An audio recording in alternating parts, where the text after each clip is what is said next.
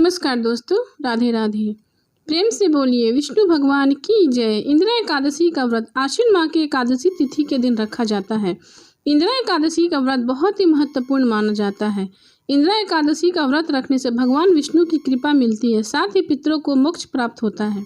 इसलिए इस एकादशी पर भगवान विष्णु की कृपा पाने के लिए पूरे विधि विधान से पूजा करनी चाहिए।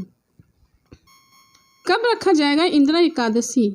हिंदू पंचांग के अनुसार एकादशी तिथि का आरंभ 27 सितंबर शुक्रवार को दोपहर 1:19 पर होगा और 28 सितंबर को दोपहर 2:50 पर एकादशी तिथि समाप्त होगी।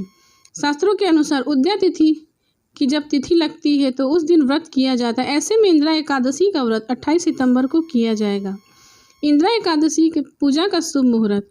पूजा के लिए सबसे उत्तम मुहूर्त 28 सितंबर को शुभ चौघड़िया सुबह 7:42 से लेकर 9:12 तक रहेगा और शाम की अमृत चौघड़िया दोपहर 3:11 से लेकर 4:40 तक रहेगा। इनमें से किसी भी मुहूर्त पर आप पूजा कर सकते हैं। इंदिरा एकादशी का महत्व। इंदिरा एकादशी का महत्व इसलिए भी अधिक है क्योंकि इस व्रत को करने से आपके पितरों को मोक्ष की प्राप्ति होती है और वह बैकुंठ धाम को जाते हैं। साथ ही इस व्रत के प्रभाव से खुद के लिए भी स्वर्ग लोक के द्वार खुलते हैं। इंदिरा एकादशी पूजा विधि। पद्म पुराण में वर्णित विधि के अनुसार इंदिरा एकादशी का व्रत रखने से पहले दशमी तिथि के दिन पितरों का श्राद्ध करें। दशमी तिथि में ब्राह्मण गौ ग्रास, गौ और कुत्ते इन सभी को भोजन कराएं। साथ ही इस दिन किसी की बुराई न करें। दशमी तिथि के रात के समय भूमि पर शयन करें और अगले दिन यानी एकादशी तिथि पर व्रत का संकल्प लें। इसके बाद स्नान आदि के बाद एक चौकी पर पीला कपड़ा बिछाएं, उस पर श्री हरि की प्रतिमा स्थापित करें, भगवान विष्णु को वस्त्र अर्पित करें और उनके साथ माता लक्ष्मी को भी भोग लगाएं। अंत में इंदिरा एकादशी की कथा का पाठ करें और फिर भगवान विष्णु और माता लक्ष्मी की आरती करें और फिर विष्णु चालीसा का भी पाठ करें।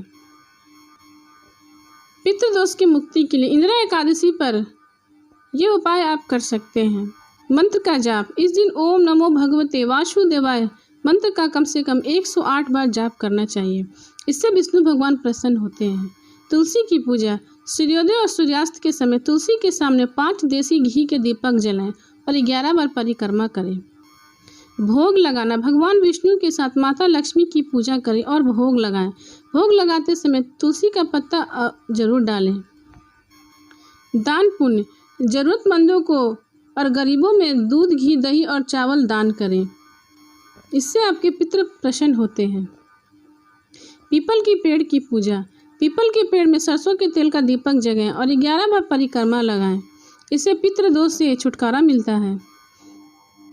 एक काला कपड़ा ले, उसमें एक मुट्ठी काली दाल और काले तिल लेकर बांध दें। इसके बाद उस कपड़े की पोटली को दक्षिण दिशा में लटका दें। द्वादशी के दिन उस पोटली में रखे तिल और दाल को गाय को खिला दें। पीले वस्तुओं का दान। कर्ज में डूबे लोगों को इंदिरा एकादशी के दिन भगवान विष्णु को पीले रंग की वस्तु जैसे पीले फूल, पीला फल, पीला अनाज पूजा में अर्पित करना चाहिए और पितृदोष की मुक्ति के लिए इंदिरा एकादशी के दिन पीले रंग की चीज़ों को दान करना चाहिए। इंदिरा एकादशी के दिन दक्षिण दिशा में ईशान कोण पर एक सरसों के तेल का दीपक जलाएं और उसे रात भर जलने दें। ऐसा करने से हमारे पितृ दोष खत्म होते हैं।